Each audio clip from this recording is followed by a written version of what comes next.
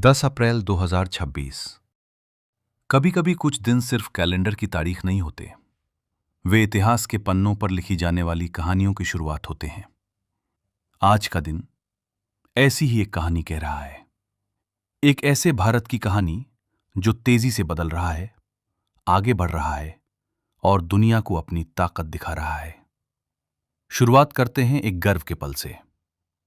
6 अप्रैल 2026 की रात, जब भारत ने प्रोटोटाइप फास्ट ब्रीडर रिएक्टर यानी पीएफबीआर में क्रिटिकलिटी हासिल की।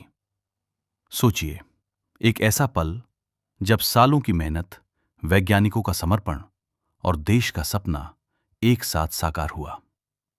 यह सिर्फ एक रिएक्टर नहीं है, यह भारत की ऊर्जा स्वतंत्रता का प्रतीक है। ये उस भविष्य की शुरुआत है जहां भारत दूसरों पर निर्भर नहीं रहेगा, बल्कि खुद अपनी ताकत से आगे बढ़ेगा। अब जरा कल्पना कीजिए, एक ऐसी दुनिया की जहां आपका डेटा पूरी तरह सुरक्षित हो, कोई हैकर, कोई ताकत उसे छू भी न सके। भारत ने नेशनल क्वांटम मिशन के तहत 1000 किलोमीटर लंबा क्वांटम कम्युनिकेशन नेटवर्क बनाकर इस कल्पना को हकीकत में बदल दिया है। क्वांटम की डिस्ट्रीब्यूशन एक ऐसी तकनीक जो भविष्य के सबसे ताकतवर कंप्यूटर को भी चुनौती देती है। अगर कोई इसे तोड़ने की कोशिश करे तो सिस्टम खुद ही बता देता है, जैसे कोई अदृश्य दीवार हर खतरे को रोक रही हो।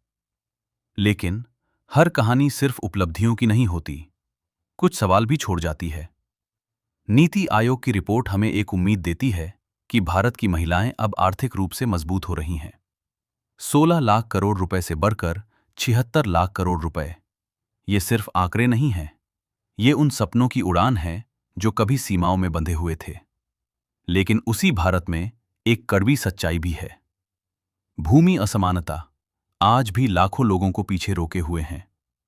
एससी, एसटी और महिलाओं के पास आज भी जमीन का बहुत छोटा हिस्सा है। तो सवाल उठता है, क्या विकास सच में सबके लिए है, या कुछ लोग अब भी इस दौर से बाहर हैं? अब चलते हैं दुनिया की ओर।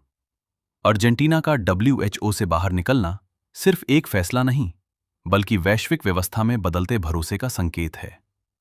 दुनिया बदल रही है और इसके साथ बदल रहे हैं रिश्ते भी। भारत और तुर्की, दो देश जो कभी दूर हो गए थे, अब फिर से करीब आने की कोशिश कर रहे हैं, क्योंकि आज की दुनिया में दोस्ती भी रणनीति होती है। भारत की अर्थव्यवस्था धीरे धीरे लेकिन मजबूती से आगे बढ़ रही है। आरबीआई ने रेपो रेट को 5.25% पर स्थिर रखा है, जैसे कोई संतुलन बनाए रखने की कोशिश कर रहा हो। और ऊर्जा के क्षेत्र में भारत अब दुनिया का तीसरा सबसे बड़ा देश बन चुका है।